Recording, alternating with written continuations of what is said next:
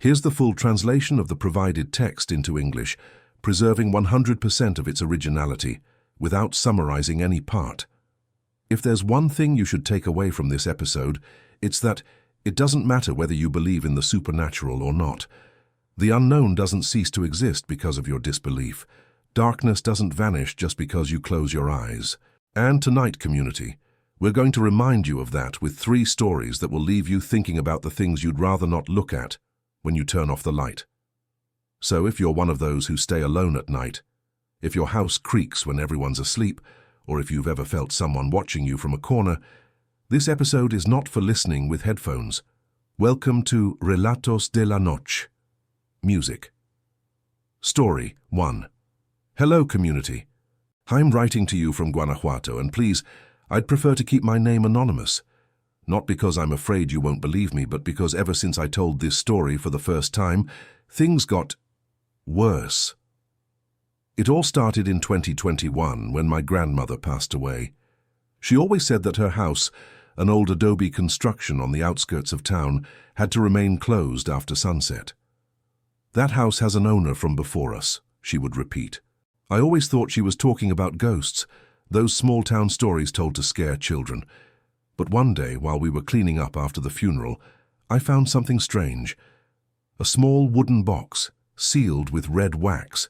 It had no lock, but it was wrapped with a braided cord in 3 colors: black, white, and red. My aunt told me to leave it alone, that my grandmother had forbidden anyone from touching it. But I, curious, opened it. Inside was a folded handkerchief, 3 rusty nails, a human-shaped figure made of clay, and a piece of paper with something written on it. What sleeps here must not be named. That night, the first of many sleepless ones, I heard knocks on the walls. I thought it was mice, but the knocks moved as if they were walking around my bed. The next day my aunts scolded me. They said that ever since I opened the box, the neighborhood dogs wouldn't stop barking toward the house. That same afternoon, my cousin Raoul, the most skeptical of us all, decided to sleep there with me to prove nothing was wrong. He arrived with his speaker, played loud music, and said, laughing, "If there's something here, let it come and tell me to my face." At midnight, the music stopped on its own. The speaker turned off even though it had battery. Raoul got up to check it and told me he felt something cold on his neck. When he turned around, he shouted that there was someone behind me. But I didn't see anyone.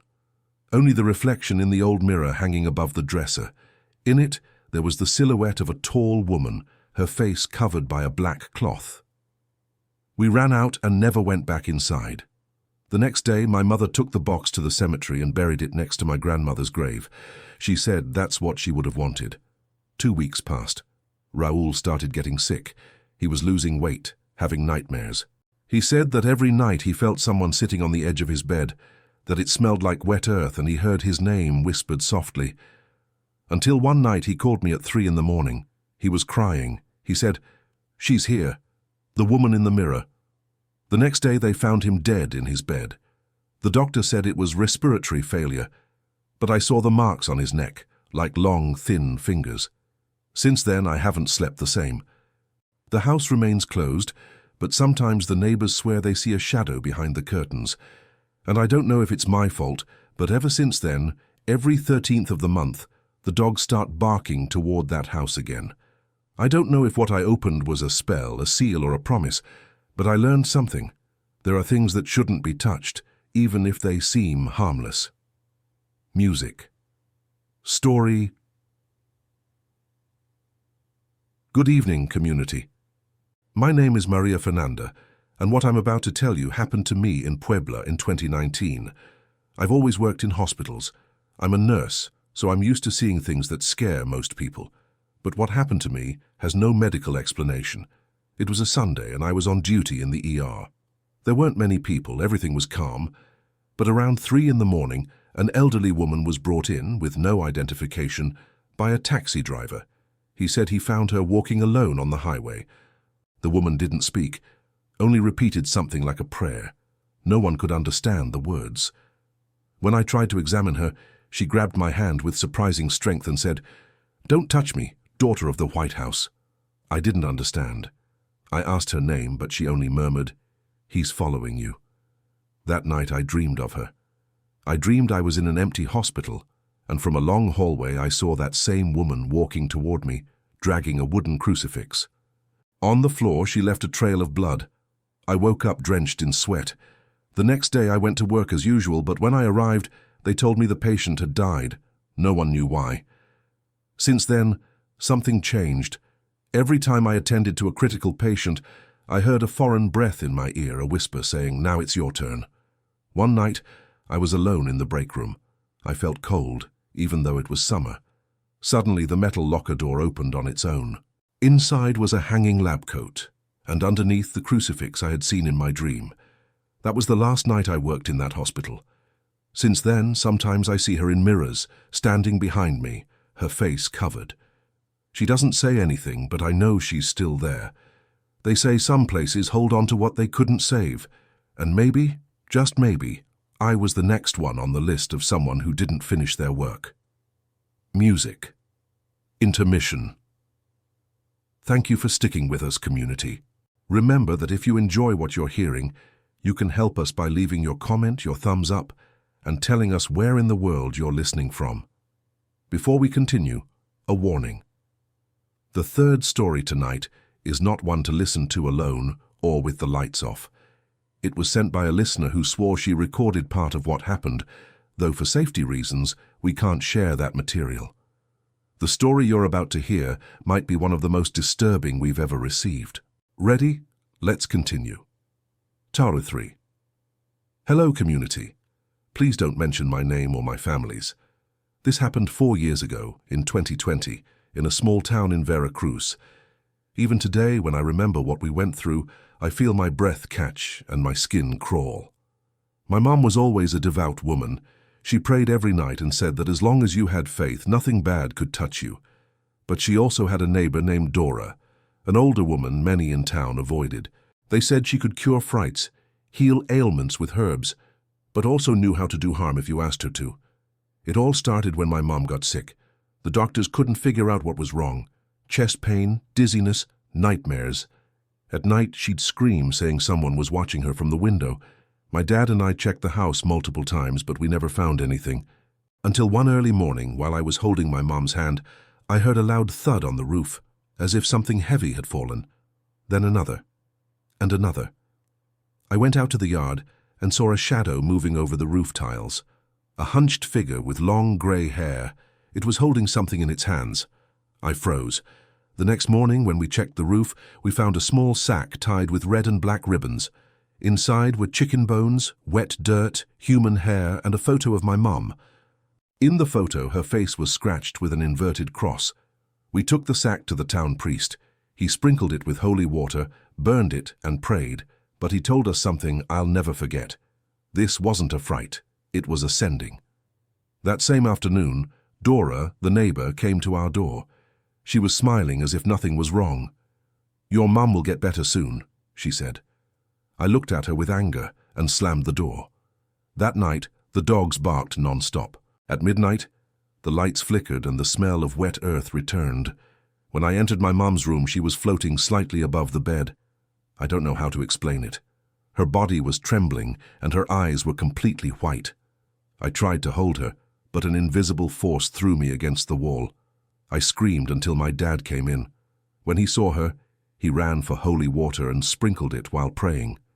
Little by little, she fell back onto the mattress, unconscious. When she woke up, she was crying uncontrollably. She said she dreamed of a field full of black candles and that a woman offered her life in exchange for an illness. That woman, she said, had Dora's face. After that, my mum got worse. She wouldn't eat, wouldn't sleep. All the time she said someone was calling her name from the yard. One night, while we were praying, we heard a bang on the window and a hoarse voice said, "It's time." I ran out with a flashlight, and there was Dora standing in the rain, holding a lit candle and a jar. When she saw me, she smiled and said, "You can't stop what's been agreed upon." I ran toward her, but she vanished among the trees. My mum died 3 days later. The doctor said it was a heart attack, but the priest assured us it wasn't a natural death. During the wake, something terrible happened. The candle on the altar began to spark, The glass of the Virgin's picture shattered on its own, and a smell of sulphur filled the room. My aunt screamed for us to leave. On the floor, next to the coffin, there was a muddy footprint, shaped like a hoof. After the burial, we moved out of that house. My dad fell into depression and I swore I'd never return to that town. But a few months ago, a neighbor messaged me on Facebook. He told me Dora had died in a horrible way. They found her inside her house, surrounded by extinguished candles and with a sack just like the one we found on the roof. Only this time, inside the sack was her own photo, with an inverted cross scratched on her forehead. They say during her burial, the sky darkened for no reason. No one wanted to carry her coffin. And now I understand what my mom said when she could still speak. Witchcraft doesn't need you to believe in it to touch you. Intermission. Community, if you're still listening at this point, we remind you that you can send us your real stories to the email in the description. Stories like the ones you heard today reach us every day, and though some may seem impossible, there are things even we can't explain. And now get ready. The final story of the night is different. It's not just about witchcraft, but about an encounter with something that transcends death. Story 4. Hello, Ariel.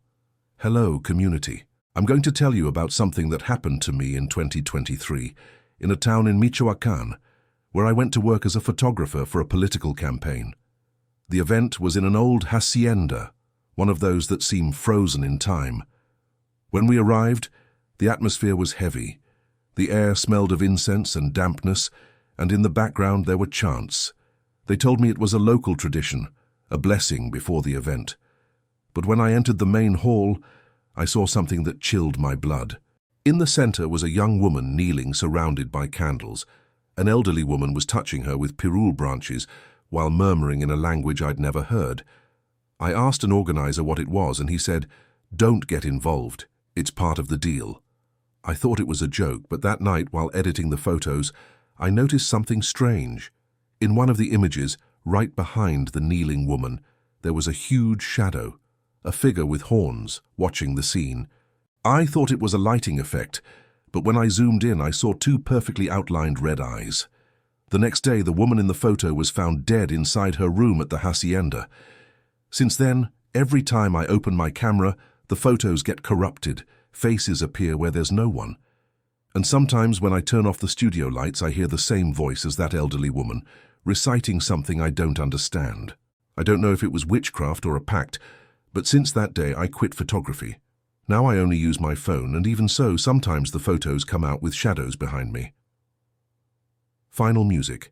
Dear community, if this episode leaves us with anything, it's a warning. Not everything that smells like incense is a blessing. Not every promise of protection comes from the light. Because even if you don't believe in witchcraft, it might believe in you. Closing music.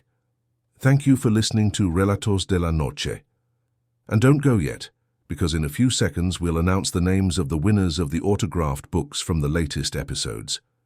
Remember to leave your comment with the word October and tell us what country or city you're listening from. We'll see you in the next episode if you manage to sleep tonight. Thank you, community, for joining us one more night. Remember that the stories you hear here aren't just tales. They're warnings disguised as stories.